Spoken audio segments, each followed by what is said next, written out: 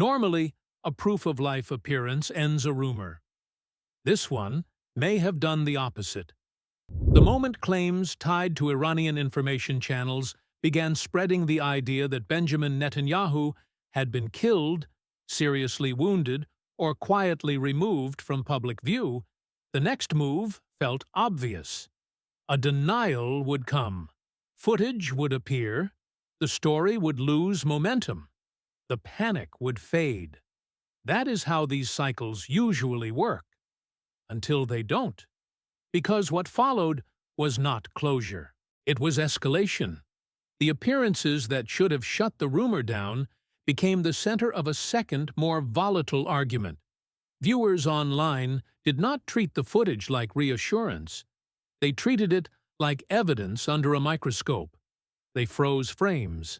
They replayed hand movements. They zoomed in on facial details. They argued over the behavior of a coffee cup, the angle of a finger, the texture of a mustache, the way fabric moved when a hand drifted toward a pocket. And in that process, the focus shifted. The question stopped being simple. It was no longer just, "Is he alive?" It became, "Why doesn't this footage feel convincing enough to end the doubt?" That is the real engine behind the rumor growth. And once that question takes hold, everything gets bigger. The audience, the suspicion, the geopolitical meaning, even the silence. Now, one thing has to be said clearly at the start. None of the visual details people are circulating online, on their own, prove fabrication. Internet speculation is not forensic confirmation. Compression artifacts can distort fingers. Camera angles can create impossible-looking shapes. Motion smoothing can make objects appear oddly still. Cropped footage can exaggerate strange body mechanics. In a high-pressure political moment, people can convince themselves that ordinary imperfections are signs of a hidden truth. That happens all the time. But saying that still does not solve the deeper problem. Because this story is not surviving on proof. It is surviving on failed reassurance. That matters more than people realize. In modern information warfare, the state does not win simply by releasing an image. It wins only if the image restores trust.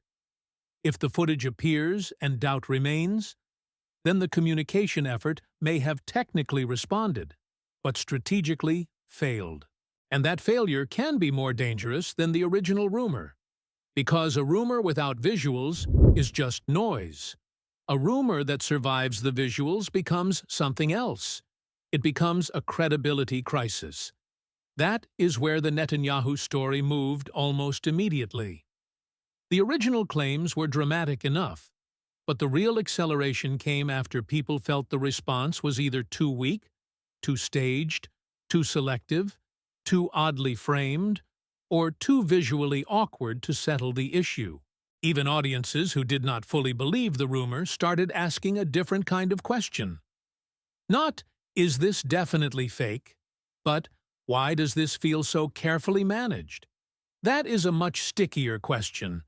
It does not require certainty. It only requires unease. And unease spreads faster than facts. Part of that is because the public has changed. A few years ago, a wartime appearance from a prime minister might have been enough. A short clip, a public remark, a piece of official footage. That would have restored normality for most viewers. Today, people arrive at every image already contaminated by the last 3 years of AI panic, synthetic video examples, fake voice demos, manipulated clips, and endless social media analysis threads teaching them to inspect hands, blinking, reflections, shadows, lip sync, object physics, and movement continuity. So, when Netanyahu appeared, many people were not asking whether the state had provided evidence. They were asking whether the evidence could survive hostile scrutiny. That is a much harder bar. And it gets even harder in a conflict environment where every image carries strategic weight. Because this is not just a celebrity rumor. This is not idle gossip. Netanyahu is not a random public figure. He is the prime minister of a country engaged in military conflict, intelligence operations, high-stakes regional signaling, and a constant battle over perception. In that setting, any rumor about his health, his location, his condition, or his availability to govern immediately becomes larger than the man himself. It starts affecting calculations. If enemies believe a leader is weak, absent, incapacitated, or dead, that can change the tempo of propaganda and pressure. If allies believe communication is being tightly managed, that affects confidence. If citizens start sensing that the official picture is incomplete, the emotional atmosphere shifts from trust to watchfulness. And once people enter watchfulness, they stop consuming information passively. They start hunting for what the image forgot to hide. This is why the footage mattered so much. Not because it had to be perfect, but because it had to be stronger than the suspicion surrounding it. And for a lot of viewers, it wasn't. That is where the Mossad layer begins to appear. Not as proof, not as a demonstrated fact, as a shadow over the logic of the situation. Whenever a wartime government seems to manage visibility with unusual care, intelligence culture enters the imagination of the audience. People start assuming there is choreography. They start asking who approved the footage, who timed the release, who selected the angles, who decided what the public would see and what it would not see. In Israel, that line of thinking very quickly pulls in the name Mossad, sometimes accurately as a symbol of state capability, sometimes unfairly as shorthand for any hidden hand behind perception management. That is why the phrase Mossad spin is so powerful. It doesn't have to prove that Mossad created anything. It only has to suggest that the public might be seeing a narrative operation rather than transparent reality. The phrase works because it compresses several anxieties into 2 words: intelligence, secrecy, manipulation, timing, image control, and strategic ambiguity. And ambiguity is exactly what keeps this story alive. Ambiguity is one of the most underrated forces in political media. Clear facts can be processed. Even clear lies can sometimes be exposed and dismissed. Ambiguity lingers. It invites interpretation. It creates camps. It rewards content creators. It multiplies reposts. It keeps people checking for the next clip, the next angle, the next public appearance, the next sign that something is wrong, or that the doubt itself was overblown from the start. That is why rumors like this become so difficult to kill. People think rumors survive because there is strong evidence behind them.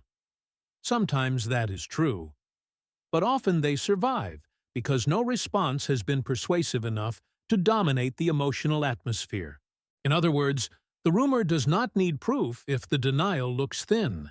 And thin denials are everywhere in wartime. There is another reason this story keeps breathing.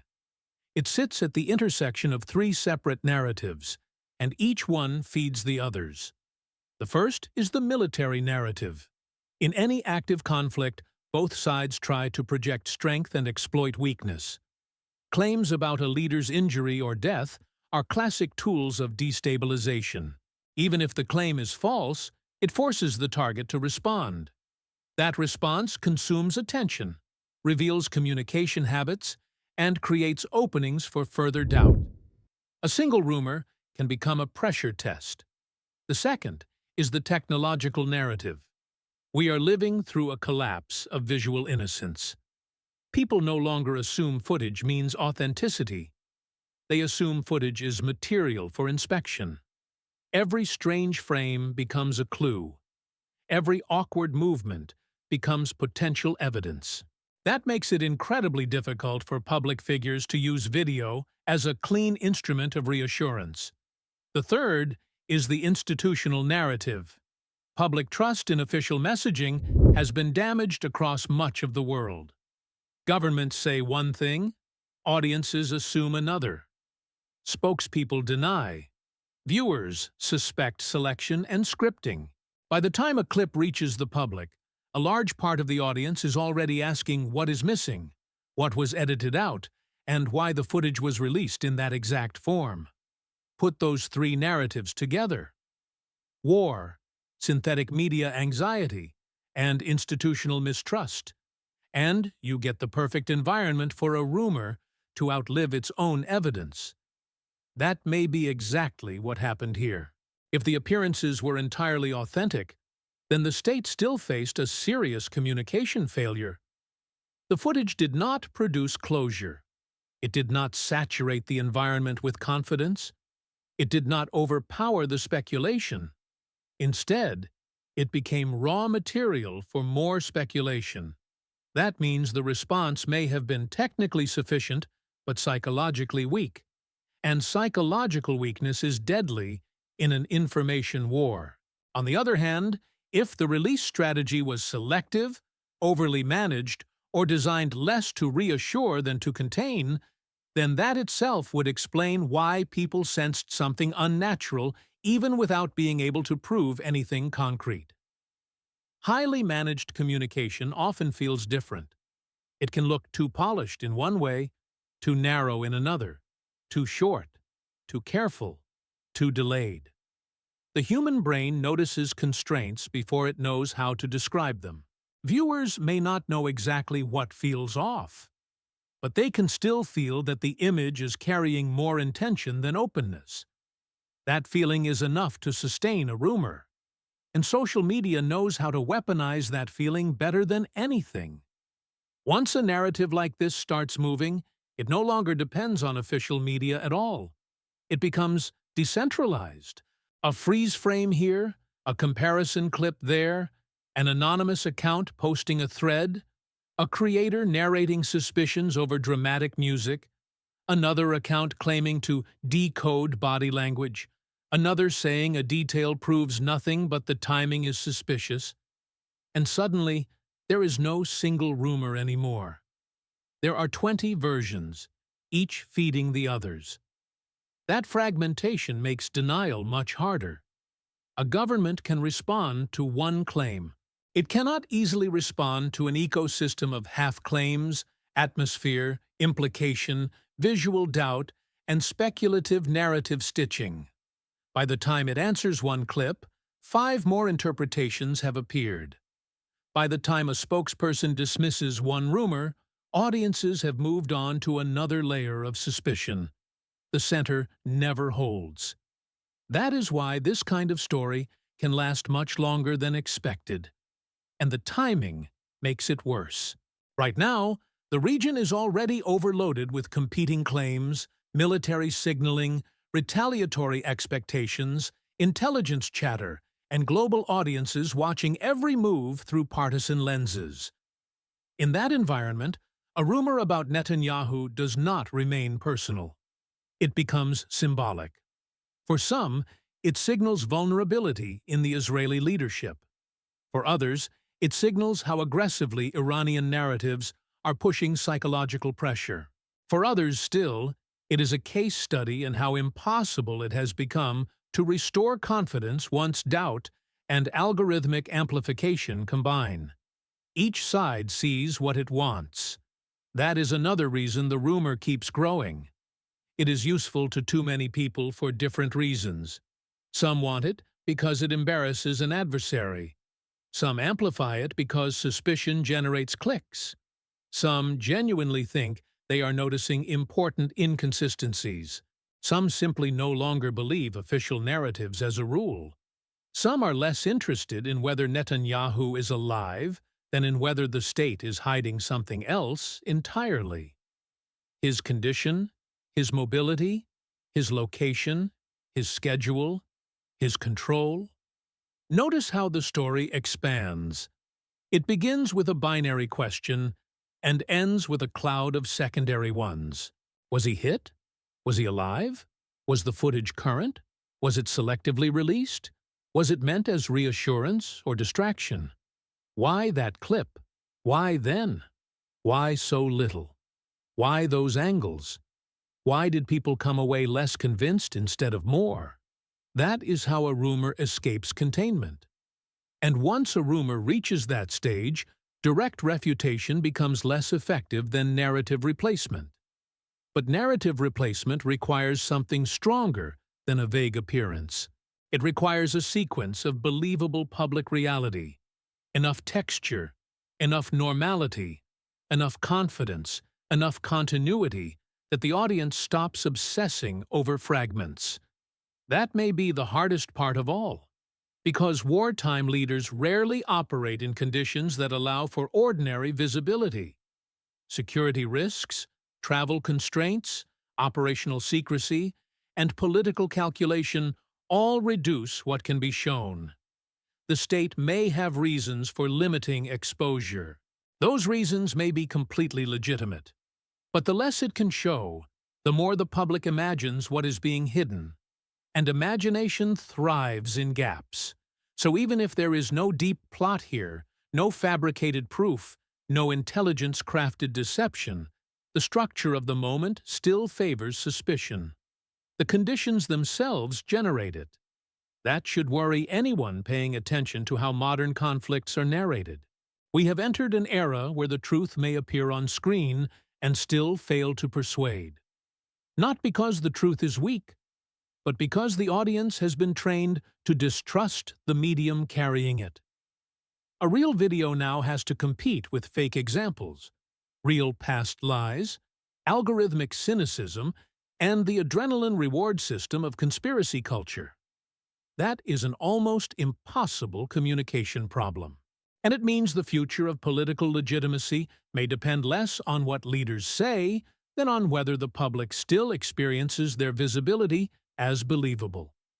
In that sense, the Netanyahu rumor is bigger than Netanyahu.